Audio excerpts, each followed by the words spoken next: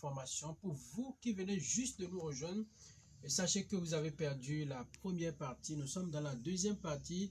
Et là, c'est question du jour, c'est la transition, question du jour. Et puis s'en suivra l'infosport en complément. Ce sera l'affaire de René Soglo. Pour ce qui concerne la question du jour, le plateau est déjà mis en place, déjà constitué. Je suis en studio avec Ulori Chabalo. Bonjour. Bonjour Franck, bonjour à tous. Et Cameroun Nanda Ousmane, bonjour. Bonjour Franck Ezaïa.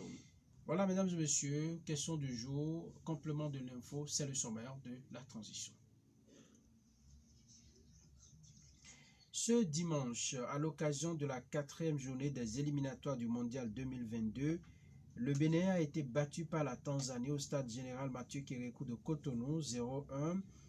Un adversaire qu'il avait pourtant dominé sur le même score 3 jours plus tôt à l'extérieur. Et au-delà du score, c'est surtout la prestation livrée par les écureuils qui fait beaucoup parler, qui fait couler beaucoup d'encre et de salive. Pensez-vous qu'avec son niveau actuel, le Bénin peut espérer terminer en tête de son groupe et accéder au barrage de ces éliminatoires? La question elle est toute posée et je me tourne vers Cameroun Nanda Ousmane, l'un des sportifs maison. Cameroun Nanda Ousmane, est-ce qu'on peut espérer du mieux pour le Bénin dans cette compétition? Bon, il faut être optimiste, sinon après cette double confrontation face à la Tanzanie, d'abord le match aller c'était le jeudi du côté de Dar es Salaam, le Bénin s'est imposé 1-0, but de Steve Mounier. Mais le contenu n'était pas du tout satisfaisant parce que le Bénin a été copieusement dominé. Les Tanzaniens ont eu assez d'occasions nettes de but qu'ils n'ont pas su concrétiser. On a vu le sauvetage de Khaled Adenon, le capitaine de cette équipe. On a vu également les multiples arrêts de Saturné à la gué. Donc, on retient tout simplement la victoire à Dar es Salaam. Sinon, le contenu n'était pas du tout satisfaisant. C'est le football qui est cruel. Sinon, c'était l'adversaire qui allait l'emporter face aux écureuils du Bénin. On a retenu ces 3 points-là. Il fallait prendre les mêmes et recommencer face à cette même équipe de la Tanzanie, les Taifa Stars, au stade de l'amitié générale Mathieu Kérékou de Cotonou. Quelques jours plus tard, c'était donc hier dimanche. Malheureusement, à 14 h, le soleil de Cotonou n'a pas été n'a pas apporté chance à cette équipe des écureuils du Bénin. On a encaissé un but un peu plus tôt, déjà à la 5e minute, sur une erreur défensive. Les écureuils du Bénin se sont fait assommer et cette lourde frappe qui n'a laissé aucune chance à Saturné à la baie. Les écureuils du Bénin ont couru au score jusqu'à la fin des 90 minutes, sinon des 94 minutes, puisqu'il y a eu 4 minutes de temps additionnel. Malheureusement, le Bénin a perdu face à la Tanzanie. Il fallait tout au moins accrocher la Tanzanie, décrocher un match nul face à la Tanzanie et beaucoup plus espérer. Mais je dirais que le Bénin a eu une chance parce que si le Bénin a perdu, si la République démocratique du Congo, là nous sommes déjà dans les calculs, si la RDC battait Madagascar à Mahasina, c'est que la République démocratique du Congo prenait la tête du groupe J.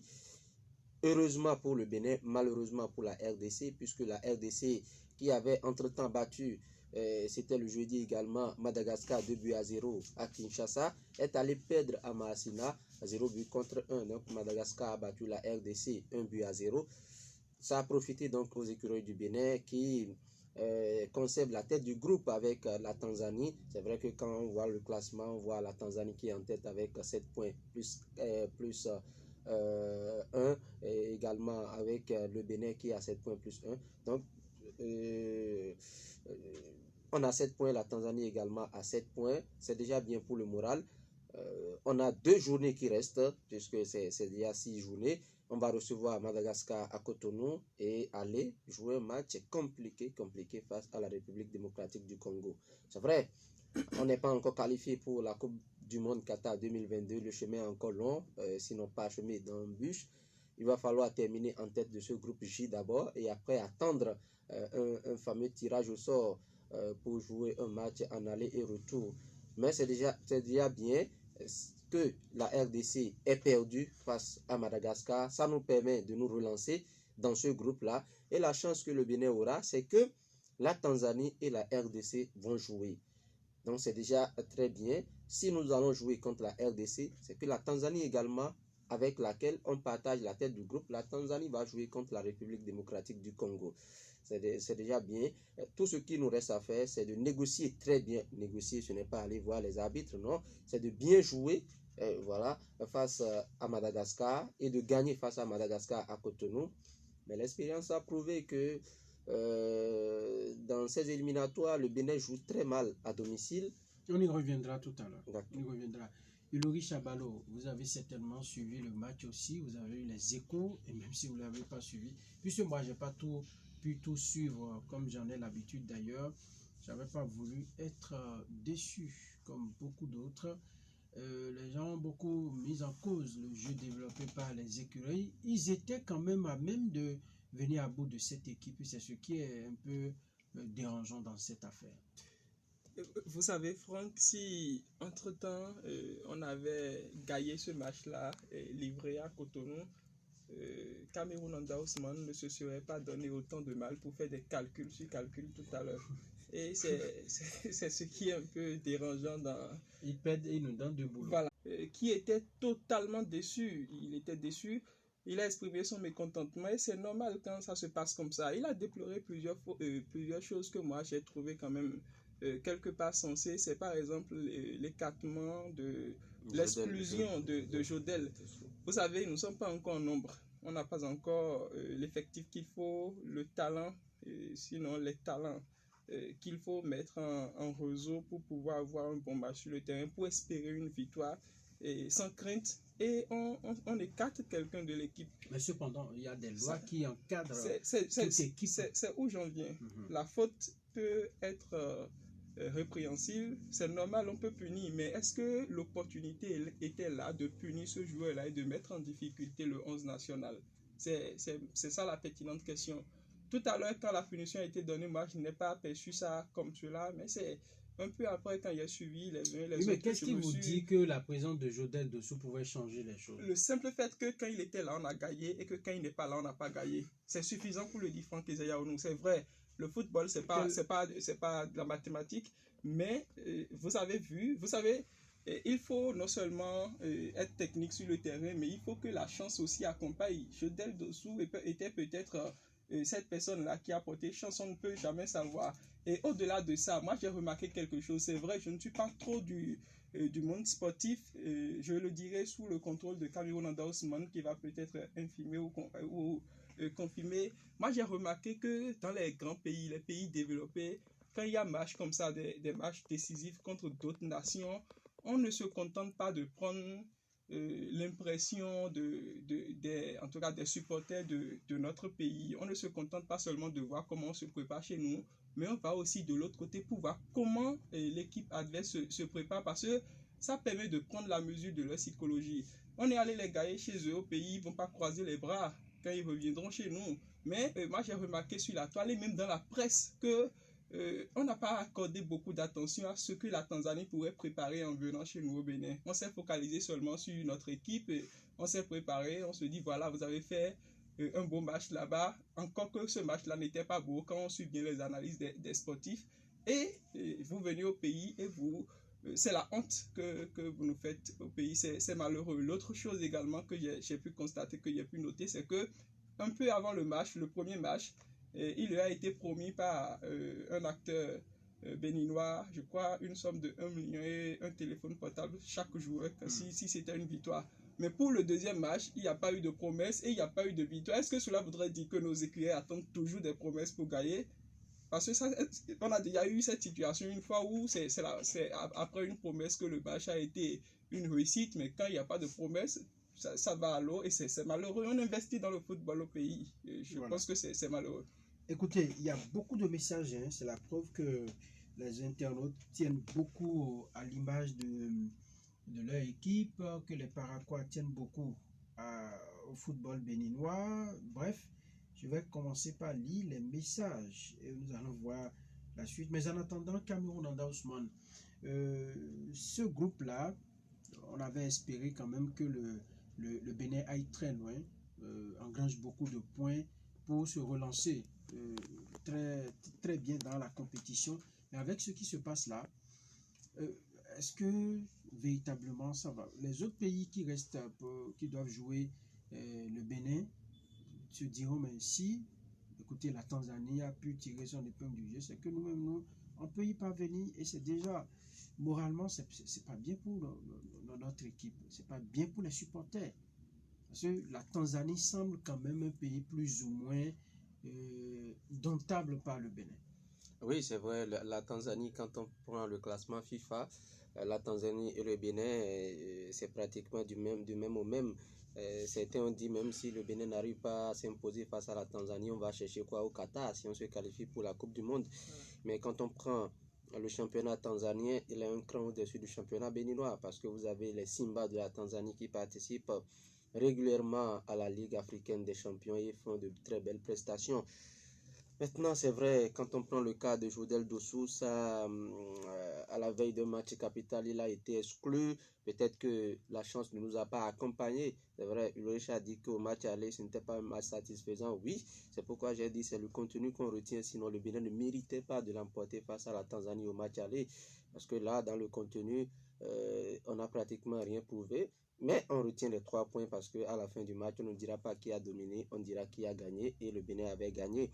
Mais on a traîné les vieux démons hier et on a pu comprendre que cette victoire qu'on n'a pas méritée, on l'a payé cash au match retour à Cotonou parce que on a encaissé dès la 5e minute, on n'a pas pu revenir au score. Revenant au cas Jodel Dossou, Franck, il y a des règles du jeu. Ce qui s'est passé en Guinée, parce qu'en Guinée, on a joué un match face à la Sierra Leone. Ce qui s'est passé en Guinée était suffisamment grave. Jodel Dossou n'est pas à son premier essai. C'est maintenant qu'on a des informations venant de lui. S'il est remplacé par le coach Michel Dussuet sur le banc de touche, il tempête jusqu'à la fin du match. Et ce qui s'est passé avec Michael Poté, un de ses partenaires en Guinée, c'était des choses qu'on ne devait pas dire officiellement. Mais après son exclusion, certains ont sorti assez d'informations concernant l'indiscipline de Jodel Dossou. Franck, vous l'avez dit tout à l'heure, il y a des règles du jeu. Et au sein des joueurs qui sont appelés en sélection, il y a une ligne de conduite. Il y a un code de conduite, un règlement qu'ils se sont eux-mêmes dictés, signé par le capitaine. Donc si vous faites ci, voilà la sanction. Sauf que Jodel Dossou, il en a fait de trop et il a poussé le sélectionneur à bout. En 2015, Sami Youssouf Campos a quitté le regroupement à l'hôtel. Il n'en est plus revenu jusqu'à l'heure où nous parlons. Parce qu'il en est mort. On pleure sa mort jusqu'aujourd'hui. Jusqu'aujourd'hui, on pleure sa mort. Jodel Dossou a quitté l'hôtel à une heure tardive. Il n'a averti personne. Il est revenu à une heure tardive au petit matin à la veille de match capital. Vous êtes sélectionneur, vous faites comment? Il a rendu compte à la hiérarchie avant de prendre cette décision. Michel Dussuet, son employeur, c'est le ministre des Sports. Son employeur, peut-être indirect, c'est le président de la Fédération béninoise de football. Il a rendu compte avant de prendre cette décision. Et avant de prendre cette décision, et le ministre certainement, et le président de la FBF se sont rappelés de ce que Jodel avait fait, de son passé sombre avec la sélection nationale avant de prendre cette décision. Et mieux, quand cette décision a été prise, il est sorti en même temps, il a pris le vol pour la France. Il n'est même pas resté pour suivre le match, pour soutenir l'équipe et après demander pardon à la nation béninoise et au groupe. C'est-à-dire qu'il se moque de toute une Pratiquement nation. de toute une nation. Il est rentré en France à Clermont. Il avait dit, après les gens avaient dit que il serait venu à l'hôtel avec une fille, tout et tout. Mais après, on a lu sur les réseaux sociaux que sa maman, il est allé au chevet de sa maman diabétique qui aurait piqué une crise. Mais est-ce que quand il a quitté l'hôtel, il est allé au chevet de sa maman, il est revenu? Quand on l'a chassé, on l'a expulsé, il est retourné en France. Est-ce qu'il est allé avec sa maman en France pour les soins? C'est ce que les gens se sont posés comme c'est trop facile. C'est trop facile. Donc, Franck, quelque part, je crois que c'est une décision et c'est la règle du groupe qui l'a frappé. Écoutez, c'est dommage qu'on en soit à ce niveau, parce que là, on aurait pu gagner ce match et ne pas avoir des soucis. On va lire les commentaires. Nous sommes déjà à 31. Tout à l'heure, quand j'ai jeté un coup d'œil, on était à 27 commentaires, 3 déjà de plus. On va lire les commentaires pour voir l'avis des internautes. J'espère que nous aurons des avis divergents. Là, mes messages sont en train de télécharger. Akilas, ton champion, c'est le tout premier. Bonjour, la fraternité. Bénin 0, Tanzanie 1. Les écureuils ont malheureusement courbé les chines devant un adversaire qu'ils ont battu chez lui. Il y a 3 jours, les Tanzaniens récupèrent la tête du groupe J, même nombre de points que le Bénin 7. En attendant, Madagascar contre RDC qui pourrait hisser les Léopards 5 points actuellement en pole position dans ce groupe. Oui, il faut rappeler, Franck, que son match est intervenu, son test est intervenu avant le match contre le match de la RDC contre Madagascar, parce que après la RDC a été battue donc par Madagascar 1-0. Godonou Desmaillons Augustin, bonjour la radio. À mon humble avis, l'erreur ne vient pas seulement de nos joueurs, c'est d'ailleurs le coach, notre entraîneur.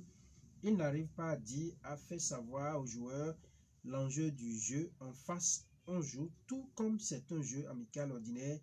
Il pouvait vraiment accentuer sur l'enjeu et leur faire comprendre que vraiment nous ne devons pas nous laisser d'une virgule.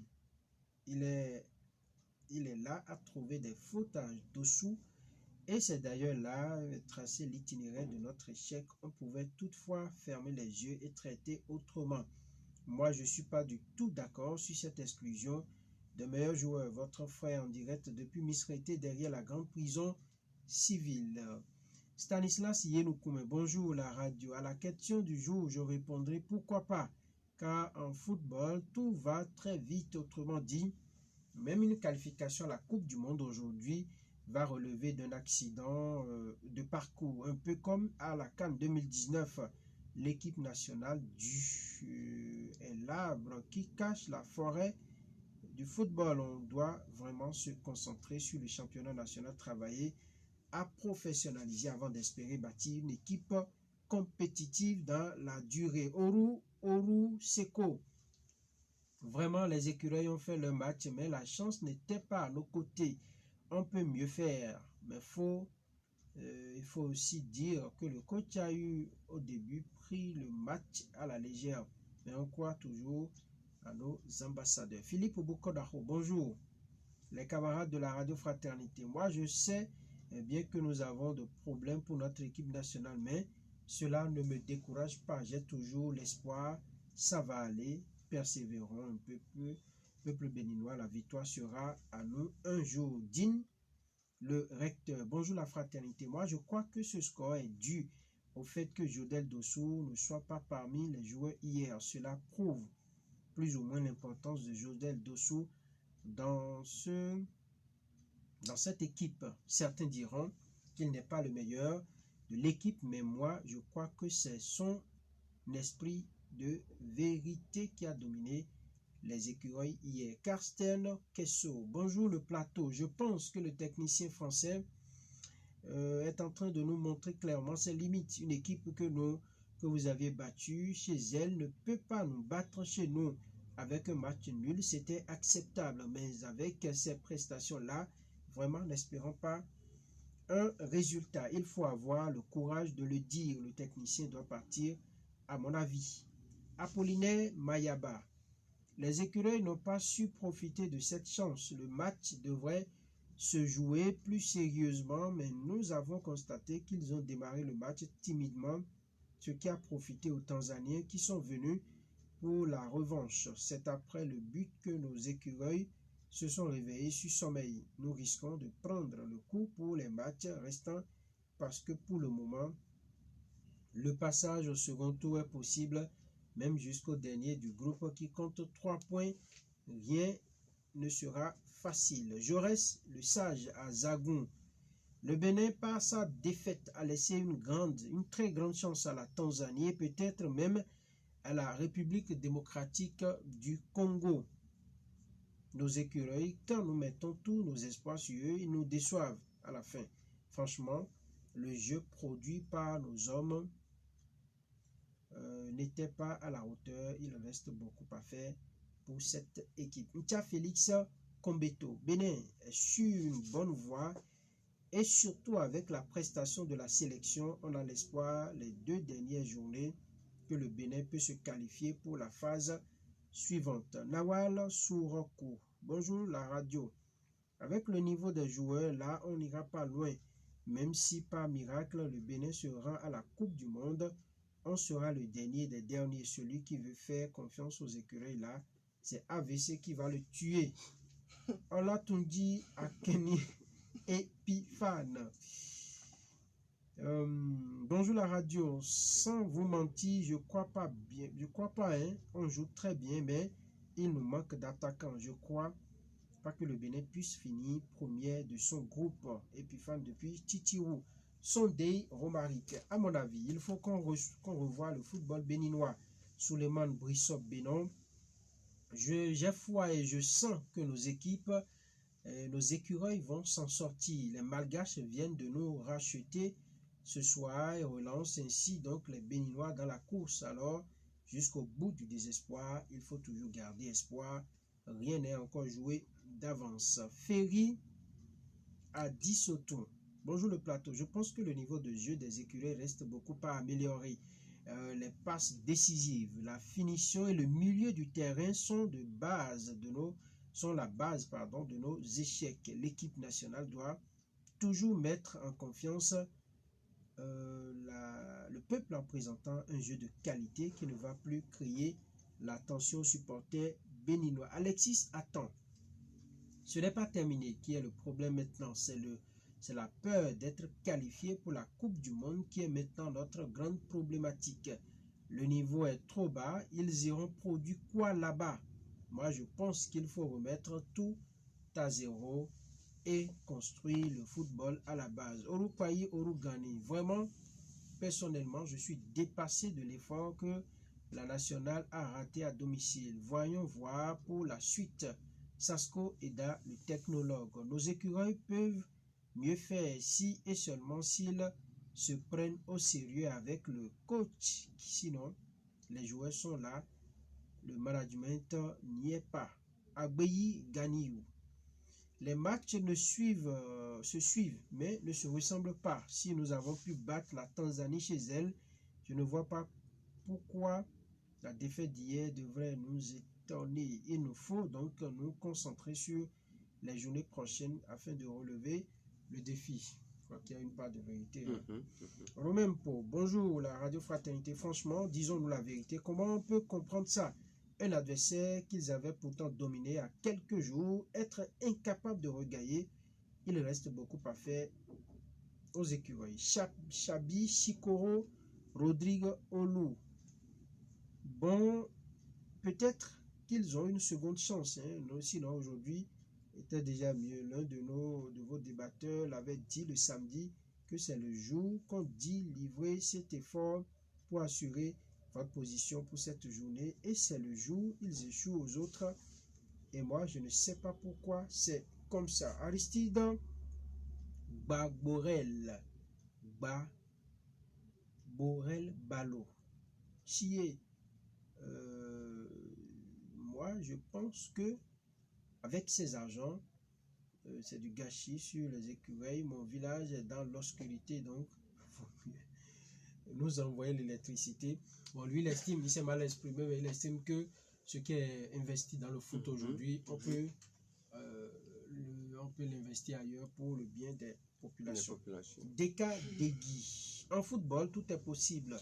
Les grandes nations perdent aussi des matchs imprévus. Aimez le record. Bonjour la radio. Moi, je vois que c'est la punition de Dieu parce que si Béninois fait un exploit, il oublie la place de Dieu et ils disent que c'est sa propre force et aussi on ne chérit pas trop Béninois, sinon il finit toujours par décourager. Crespin à Contagny. Bonjour la radio. Avec les écureuils, il faut voir avant de croire. J'ai une préoccupation.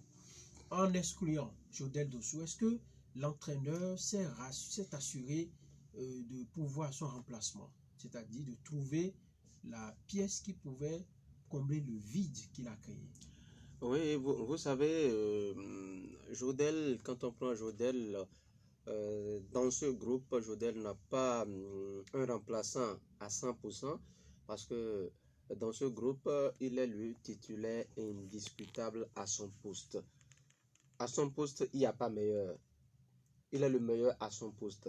Maintenant, je crois que Jodel surfe sur sa position de meilleur pour avoir de mauvais comportements au sein du groupe. C'est vrai, quand on remplace Messi, on a vu Messi qui a été remplacé, Messi qui était agacé, on a vu Cristiano Ronaldo être remplacé, agacé, mais à un moment donné, l'entraîneur fait ses choix. Donc je dis, pour répondre à votre question, Jodel n'a pas été remplacé à 100%. Mais il faut reconnaître que je ne suis pas dans le secret des dieux, mais dans le cahier de charge, Dussuyer n'a pas l'obligation de qualifier le Bénin à la Coupe du Monde. Dans son cahier de charge, il n'a pas l'obligation de qualifier le Bénin à la Coupe du Monde. Et Dussuyer, avant de prendre cette décision, il a rendu compte à son employeur avant de prendre cette décision. Quand ils sont revenus de la Guinée après cette disqualification, sinon après cette non-qualification à la Coupe d'Afrique des Nations Cameroun 2023, où nous sommes pratiquement, Cameroun 2022, pardon, où nous sommes passés de très près d'une qualification à une Coupe d'Afrique des Nations à 24 nations, je vous en prie. Or, nous sortons d'une Coupe d'Afrique des Nations 2019 où on était quart de finaliste. Donc, ça ne s'excusait pas. Quand ils sont revenus de cette mésaventure de la Guinée, les gens avaient commencé par agiter ce qui s'était passé en Guinée, mais ces personnes auraient été menacées parce que c'est un secret de couvent ce qui s'est passé en Guinée, notamment les comportements de certains joueurs, dont Jodel Dossou. Donc je dis Jodel c'est un récidiviste, et si on se rappelle de ce qui s'était passé avec Samuel Youssouf Campos, où l'encadrement technique avait été indexé, ceux avec qui il partageait la même chambre avaient été indexés. Je crois que ce que Jodel a fait, on doit prendre une sanction dure pour que plus personne ne le fasse. En 2005, je l'ai dit, ça s'est passé ainsi, c'était en 2005, pas en 2015, pardon, c'était en 2005. Ça s'est passé ainsi, Samuel Youssouf Campos est sorti, il n'a dit à personne là où il allait, c'est son corps on a retrouvé à la plage. Jodel Dossou quitte l'hôtel pratiquement à 3 h du matin, il n'avertit personne et il revient. Et s'il ne revenait pas, on accuse qui? Donc, je crois que c'est une décision. Et je le dis, c'est une règle de conduite. Franck, moi, Ulrich, on se donne une règle de conduite. Si je ne respecte pas la règle de conduite, ce n'est pas Franck qui me punit, mais je me punis moi-même. C'est ce qui s'est passé avec Jodel Dossou. Donc, c'est une règle de conduite et ça se passe de tout commentaire. Imaginez, Franck, quand il a quitté Cotonou, il est allé à Clermont, son club. À Clermont, il pouvait le faire? Je ne crois pas. Car Clermont, d'abord, là-bas, tu conduis en état d'ébriété, la police t'arrête, ton club te sanctionne. Ce qui n'est pas possible ici. Donc, il y a des règles. C'est parce que c'est au Bénin qu'on va se foutre de tout le monde. À Clermont, il ne peut pas se comporter comme ça. En regroupement, chez les Blancs, c'est difficile. C'est vraiment difficile. Quand on s'appelle Jodel Dossou, à Clermont, on ne peut pas le faire. Donc, moi, je pense que le Bénin a perdu. On se contente de cela.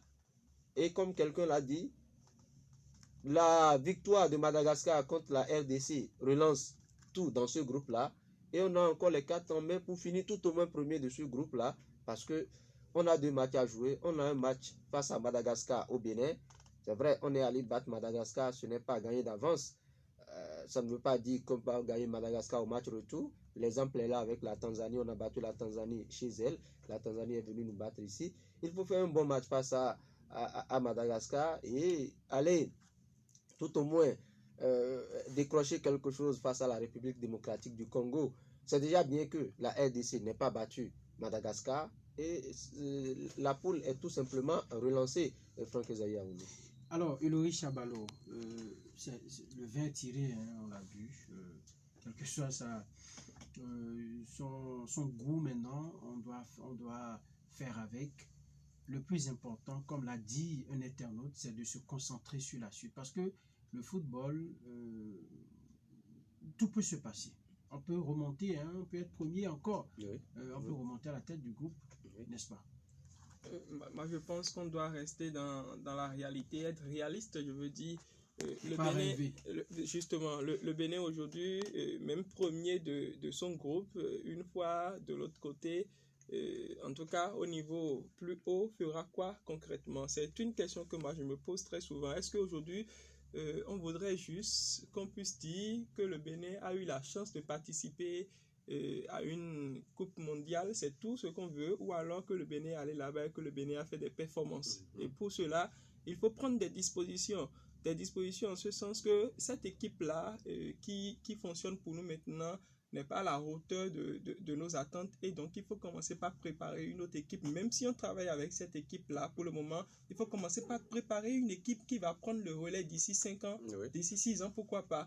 Mais depuis que ce gouvernement-là est arrivé, on a quand même remarqué que il y a une grande attention qui est accordée à tout ce qu'on appelle sport, et particulièrement le domaine du football. Il n'y a pas une mesure comme ce que je propose là maintenant pour quand même qu'on espère d'ici peu se passer pas seulement de Jodel Dossou, mais de toutes ces personnes-là qui ne nous apportent pas actuellement carrément. Le résultat qu'on attend. Et pour le faire, je pense qu'Amirou Nanda Ousmane a dit dans l'une de ses interventions tout à l'heure que la Tanzanie nous dépasse en termes de championnat. Donc il faut miser, il faut se baser sur le championnat national. Il faut prendre de ce championnat national les talents. Il y en a forcément quand on va, si c'est par exemple au niveau des buffles du Borgou, pour ce que je maîtrise bien, ou alors au niveau des requins, ou encore d'autres clubs dans notre pays. Il faut pouvoir prendre de ces jeunes talents-là qu'on va mettre ensemble et ne pas seulement les garder au Bénin. Je sais que quand par exemple on va au Maroc, il y a une bonne formation qui se donne en football là-bas. Il y a forcément des lieux, des origines où la formation en football est quand même, en tout cas des lieux qui sont des références dans cette matière-là.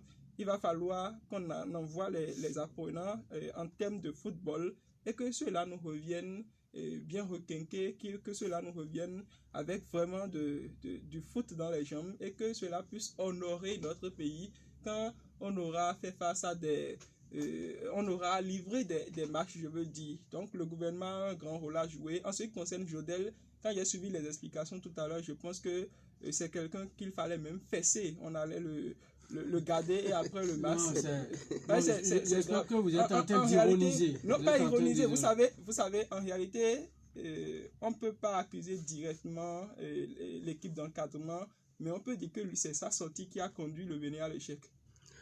Oui, Franck, écoutez, on ne va pas s'éterniser trop sur ce débat. Parce qu'on parle encore du sport tout à l'heure avec Aurélie Soglo. Rapidement, alors, il n'a pas suivi le match pour soutenir ses oui, c'est ça qui est déplorable. Dans ce que le Richard dit, il y a assez de vérité. Pour renforcer cette équipe, il faut renforcer notre championnat. En l'état, notre championnat a produit quelques joueurs. Il y a déjà l'équipe A' de Moussa Latoundji qui regorge d'assez de bons joueurs. C'est vrai que cette équipe a perdu face à la formation de l'Algérie. L'Algérie nous a battu 3-1. Mais déjà, il y a une relève qui est en train d'être préparée. Mais il faut continuer le travail surtout à la base, renforcer les centres de formation, faire un travail de fourmi au niveau de nos championnats pour renforcer notre équipe nationale. Merci à vous. Merci à Ibrahim Bakounouré qui a fait le live sur Facebook. Vous pouvez vous y rendre sur la page, en tout cas sur la page Facebook de la radio Fraternité FM pour suivre ce débat, la question du jour.